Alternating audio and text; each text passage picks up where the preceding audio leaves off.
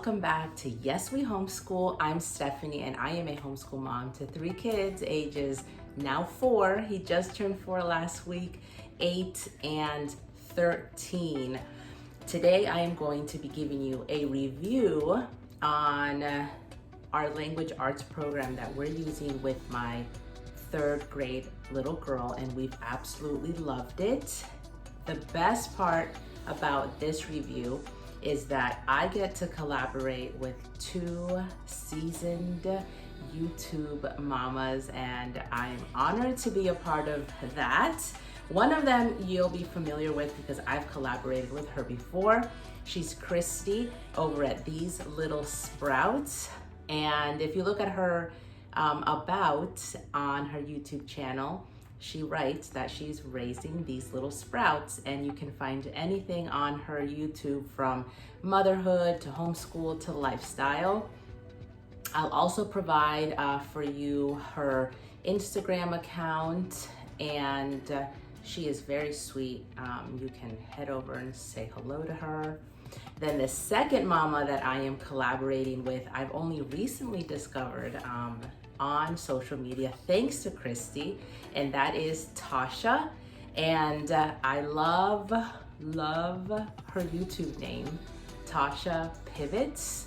And if you read her about, you'll see that she talks everything mamahood, homeschool, and what I especially love is how God helps her pivot through the journey of everything I just mentioned, motherhood and homeschooling.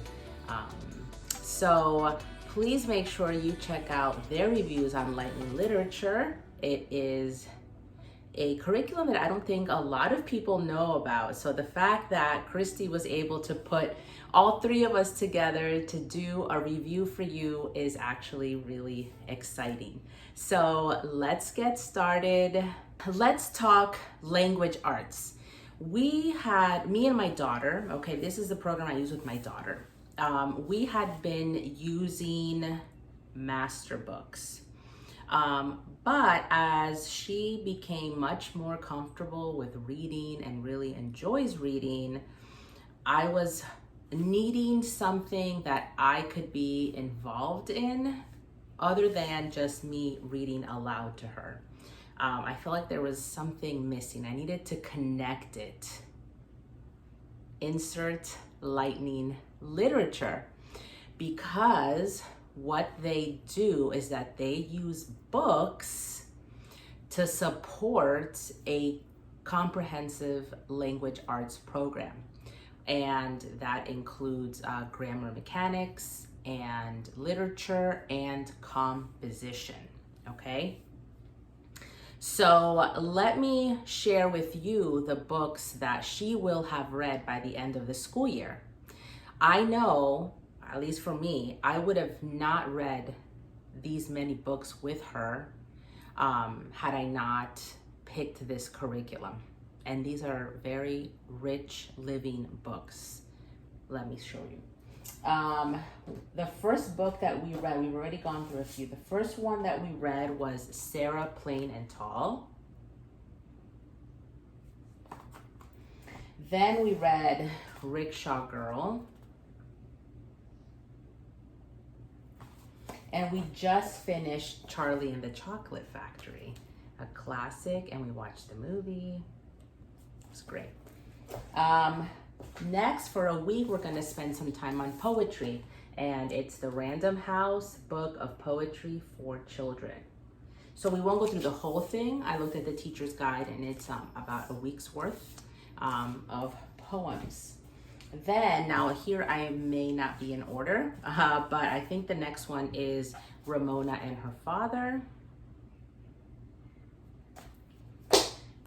Then I think it's Charlotte's Web, The Big Wave, The Wheel on the School. Right, did I read that right? The Wheel on the School, yeah. And The Tale of Despero. So all these good books she will have read by the end of the school year. So as soon as I saw that, in this program, I knew I had to at least try it.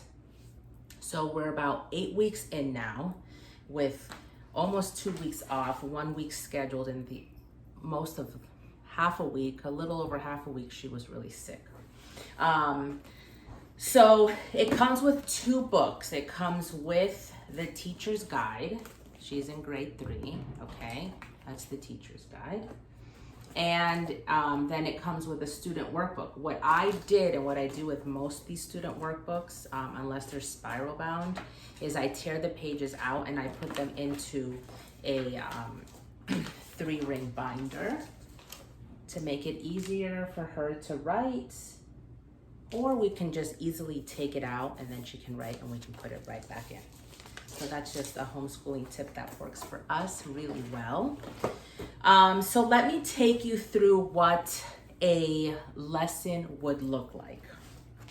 I'll take you to week 1 and day 1 when we started, okay? So we started with Sarah Plain and Tall, and the teacher guide will start off with a week glance. So it'll say week 1, day 1. And it tells you exactly what to do. It tells you what chapter to read of the book. And this is by far my favorite part. It tells you what questions to ask them. So on the days that I haven't read aloud, because right now we are reading aloud. You can do anything. You can do an audiobook, you can read aloud, you can have them read independently. By asking these questions here, and when they answer, you get a really good idea whether or not they read and that they're comprehending. And it really leaves it open for a lot of discussion also. So that's definitely my favorite part. And then, so these are the questions here. Then it tells you to go to grammar and mechanics at the bottom.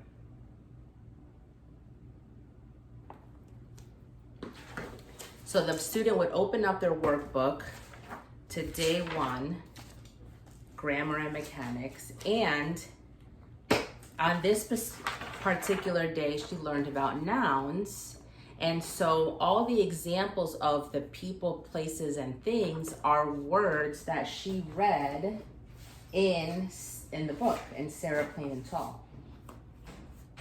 So she's able to connect the two, which really helps for retaining the information she's learning because it's not disjointed, you know?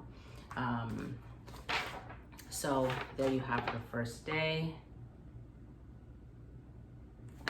And this is what you find throughout the entire student workbook. Each lesson, day 1, day 2, day 3, day 4, it brings it back to the story. And so it connects seamlessly. So after your grammar and mechanics, there is a writing component to it. So each week, they're touching on some sort of different writing.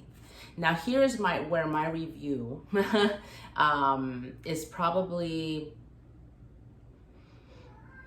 not applicable. That's what I can say. It's not a positive one and it's not a negative one. I think in our case, had Leslie started off with lightning literature, or maybe a more writing intensive curriculum, she would be better prepared for the writing that they are expecting at this grade level. And I realized in week 1 that we were spending way too much time on the composition than needed. Well, that I felt comfortable with, because it all depends on your child's learning style, your teaching style, the way you view education in general. I have said it in various videos that I love short and efficient gentle lessons. So once I realized that this was not that, at least not for where she's at, I decided to take it away. It's not to say that it's not effective. It just is not working for where we are right now. We will probably continue to use this for grade 4. And because I am now preparing her for writing in a way I hadn't these first few years, I think that she can transition easier into the expectations for lightning literature and the writing composition. So that is what you do every day. You read, you ask the questions that are provided for you, you do a grammar and mechanics lesson or two in your student workbook that connect with the story that you read. Then you work on a different part of the composition for that week, setting it up, the middle, the beginning, the end, or inserting yourself into the story. That was something you had to do the first week. And that's how it's laid out for 4 days of the week. So it's a 4-day curriculum as well. The 5th day is for either catch up or a free day. And they also do provide you with extra activities so you can go more in depth into the study if you want to. And at the end of the book, the student workbook will ask the student what they thought of it. And let me show you. So what I think of Charlie and the Chocolate Factory. So what we've been doing is discussing it, and you'll see here that I wrote discussed. I don't know if you can understand my handwriting, but that scribble says discussed and what date we did that on, okay? So it asks them, what is this story about? What's the message of the story? What they thought about the story, and what their favorite sentence is. Usually I say, what's your favorite sentence, or what's your favorite part of the story? And that is that. So let's summarize. I have some notes. So for what I was looking for, I needed something that would kind of force me to make reading not something we just did at the end of the day, something that was incorporated into a subject, and it has done that. It does it very well, and they're very good books. The comprehension questions, so that's what I was looking for, and it did that. Some pros. The books that are being read are not fluff books. They're good literature books that she'll always remember, that she learned something about. The comprehension questions. I love that I can have her read independently, and I can ask her questions, and based on how she answers, because you know your child, I know if she read it and if she read it correctly in a way where she can understand it, comprehend it, analyze it, think ahead. The questions really challenge them to think outside of the box, to make predictions. It's not just a basic question on, hey, what did this character say to this character when this happened? No. And I like that a lot. So another pro, they're short lessons. The lessons themselves are short. And I'm a fan of that. Others might say that's a con, but I think that that is more of a pro. And I'll touch on that a little bit later when I share what I think the cons are. The other pro is that it's 4 days a week. Again, it goes with my style, that it's gentle. We've almost always homeschooled 4 days a week, because one of the days they go to homeschool group, so they're homeschooling 5 days a week. But here in the house, we do 4 days and sometimes 3. Recently, we added a day at our church where they're learning alongside me a book of the Bible. And so that day is either really short when we come back home, or we just don't do it. And some of the drawbacks, and these drawbacks I think are personalized, honestly. I don't think it reflects the program itself. For us right now, the drawback, the not applicable, where I really shouldn't even say much, is the writing. Only because in my case, Leslie needed something basic. She needed to start from the beginning, and she's using Learning Without Tears, Building Writers, and that has been great. She's caught on very quickly. And then the other drawback is sometimes with short lessons, if the student, the child, your student, is showing you that they don't really understand it, or it took them a while to understand it, and finally you get to like the 5th or 6th example and then they get it, you kind of wish you had a little bit more practice. With other curriculums that I use that have shorter lessons, they'll have a practice book available. And so I'll pick and choose from that when I'm preparing or even in the moment. And I don't have that with Lightning Literature. So I will, I've had to sometimes, just create something myself, which hasn't been difficult to do. But I do wish that there was a separate book for extra practice. But it's a very small drawback.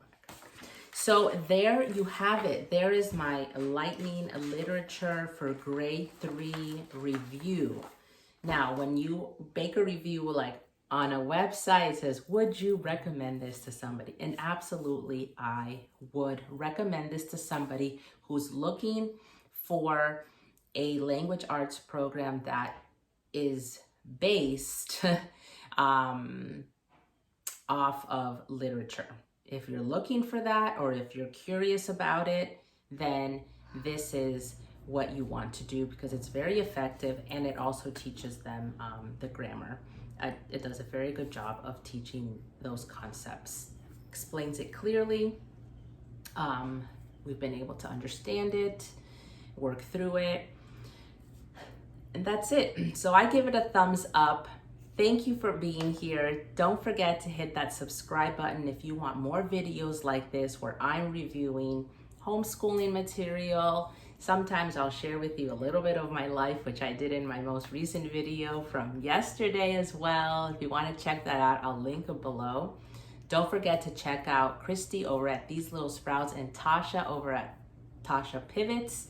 They will also have a review of this awesome curriculum. I will see you in the next one. Bye.